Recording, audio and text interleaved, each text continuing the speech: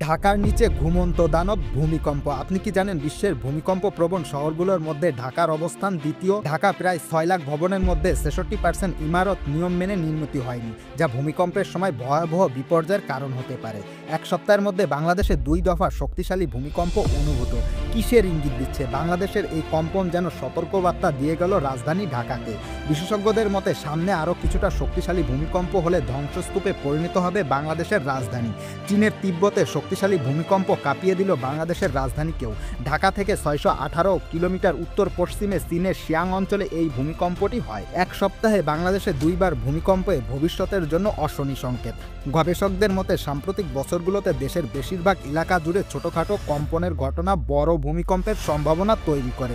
১৮৬৯ থেকে ১৯৩০ সালের মধ্যে ৭ মাত্রার বেশি ৫টি ভূমিকম্প ক্ষতিগ্রস্ত হয়েছিল বাংলাদেশ। এই অঞ্চলে ৭৫ বছর ধরে বড় ভূমিকম্প হয়নি, সে কারণেই বড় ভূমিকম্পের সম্ভাবনা রয়েছে।